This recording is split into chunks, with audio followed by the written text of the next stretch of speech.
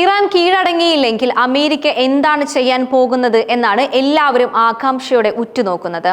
അമേരിക്കയ്ക്ക് ഇറാൻ ഒരു എതിരാളിയല്ല.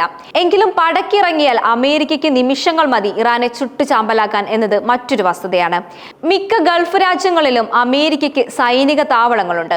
ഏത് ഉത്തരവ് നടപ്പിലാക്കാൻ തയ്യാറായി അനേകായിരം പട്ടാളക്കാരെയാണ് ഇവിടങ്ങളിലെ ഊഴവും കാത്തിരിക്കുന്നത്. മാത്രവുമല്ല, അറബ് രാജ്യങ്ങളുടെ ഐക്യ ആഹ്വാനം ചെയ്ത ഇറാനെ തീർക്കാൻ അറബ് രാജ്യങ്ങളും അമേരിക്കയുടെ ഒപ്പം ചേരും എന്ന കാര്യത്തിലും ഒരു സംശയവുമില്ല. വിയറ്റ്നാമിലെ പ്രമുഖ തുറമുഖമായ ഡാനാങ്ങിയിൽ അമേരിക്കയുടെ വമ്പൻ പടക്കപ്പലായ USS നിമിറ്റ്സ എത്തിയിരിക്കുകയാണ്. ഇസ്രായേൽ ഇറാൻ സംഘർഷത്തിന്റെ പശ്ചാത്തലത്തിലാണ് ഈ കപ്പൽ ഇവിടെ എത്തിയിരിക്കുന്നത്. നേരത്തെ ഇന്തോ പസഫിക് മേഖലയിലാണ് കപ്പൽ നിരീക്ഷണ പ്രവർത്തനങ്ങളിൽ ഏർപ്പെട്ടിരുന്നത്.